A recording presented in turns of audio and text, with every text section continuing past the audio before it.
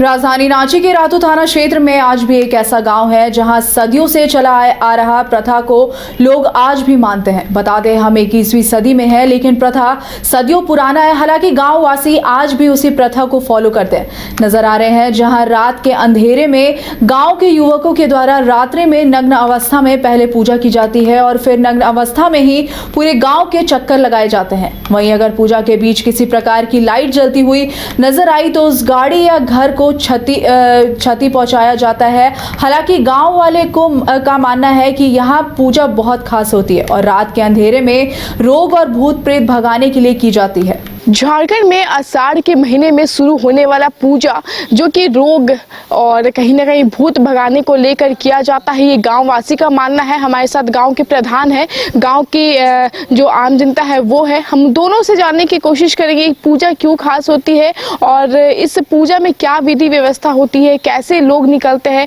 माना जाता है कि जो इस पूजा में शामिल होते हैं वो पूरी तरीके से नग्न अवस्था में होते हैं और ये पूजा जो है रात के अंधेरे में किया जाता है और लाइट से काफ़ी ज़्यादा समस्या होती है लोगों को। तो ये पूजा कैसी होती है और इस पूजे के पीछे की वजह क्या है? देखिए, ये हम लोग इसको आषाढ़ी पूजा कहते हैं और ये पूजा इसलिए किया जाता है कि बरसात के महीने में विभिन्न प्रकार के रोग आते हैं। आप लोग को भी लगभग पता होगा, डायरिया, हैजा, इस टाइप से बहुत प्रकार से जो लोग मतलब बीमारी आती है, तो और बहुत प्रकार का मतलब प्रेत वगैरह आता है।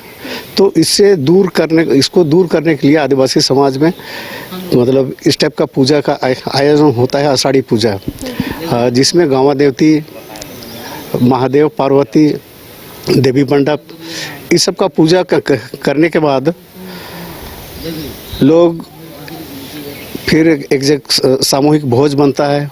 फिर भोज का फिर भंडारा, भोज के बाद फिर ये भोग लगता है। उसके बाद फिर गांव वालों का भंडारा लगता है, सारे लोग खाता पीता है।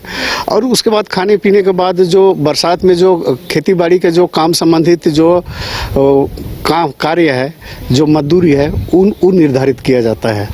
जैसे कि हल वाला, कोड़ी वाला, रोपा रोपने वाला, उसके बाद ये आपका करहा मेर करने वाला, ये सारे कुछ मतलब निर्णय किया जाता है। तत्पश्चात गांव को फिर से रोग मुक्त करने के लिए रात में प्रत्येक घर के आंगन में एक घड़ा रखा जाता है। फिर युवा वर्ग की एक टोली आता है, अखाड़ा में उन लोग बैठते हैं।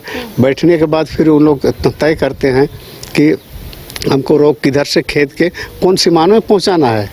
फिर वहाँ पर से फिर उन लोग गांव में रात काफ़ी रहता है, 10:30-11 बजे के बाद ही वो सब कार्य किया जाता है।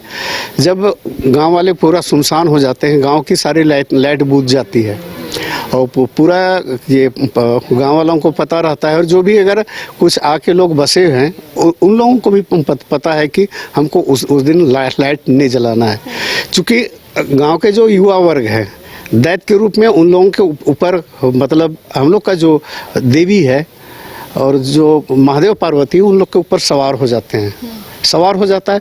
फिर उन लोग अखड़ा से अपना अपना लाठी पकड़ता है और पूरा गांव का चक्कर लगा के सबका घर का आंगन का घड़ा फोड़ता है।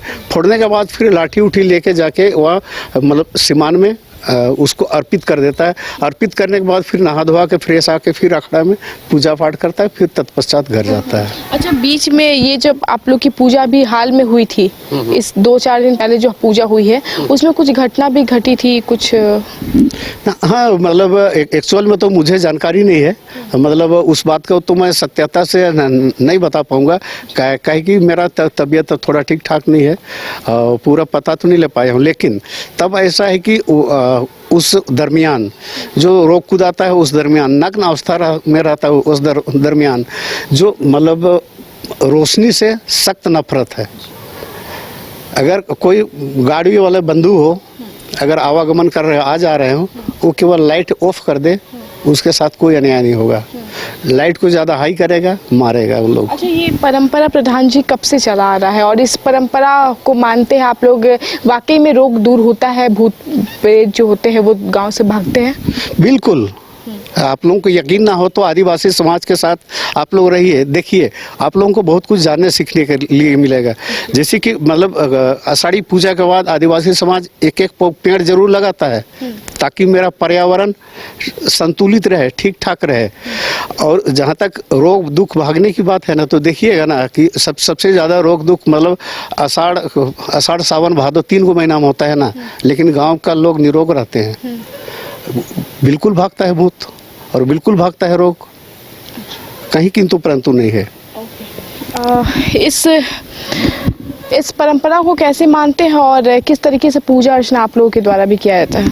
नहीं, उसमें केवल वो पुरुष लोग करते हैं, महिला लोग नहीं करते। महिला लोग कुछ तो सपोर्ट करती है? नहीं, देखिए आषाढ़ी पूजा केवल पुरुष लोग करते हैं। पुरुष का लोगों का ही जमात बैठता है और घड़ा फोड़ने के बाद जो सुबह में घर आंगन लीप कर उसके बाद महिला लोग फूटल घड़ा बढ़नी फिर गोबर का जो लेप ऊप रहता है उन लोग पहुँचाने के लिए जाती है सामान। बाकी महिलाओं का यहाँ पर बड़ी ज़्यादा रोल नहीं होता है। आप लोग कैसे क्या करते हैं बाद में? रात को घड़ा फोड़ता है तो हम लोग उठ के सुबह पूरा घर दूर साफ सुथरा करके सब अपना अपना बढ़नी रहता है, नेठो रहता है, लुंडा उंडा रहता है, हम लोग गोबर का ही करते हैं, उस लिपते पोतते हैं, चूल्हा सबको, घर सबको ओला पोछा ओछा करते हैं, उसका सबको लेके बढ़नी उड़नी सूप सबको लेके जाते हैं और धुआं धूप उड़ाते हैं और वहाँ रख के फिर अपना प्रणाम करके लौट जाते हैं। अच्छा, आप लोग जितनी भी इमरजेंसी हो लाइट ऑन नहीं करते हैं? लाइट तो हम लोग जानते हैं, इसलिए लाइट हम लोग का नहीं जलता है। लाइट ऑन नहीं, जब वो लोग जाता है तब होता है लाइट।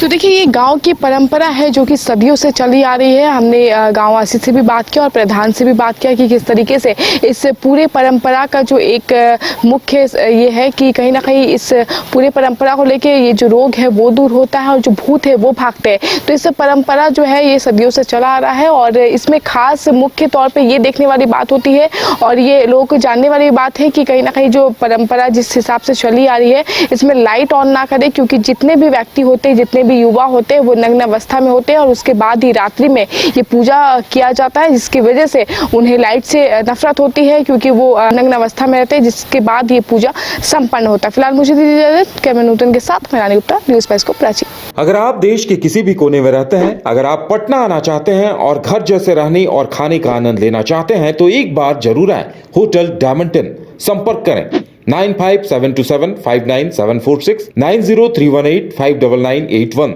0612400153। एड्रेस अपोजिट विद्या संस्कार school, Ranjan Path, Gola road, Bailey road, Patna 801503।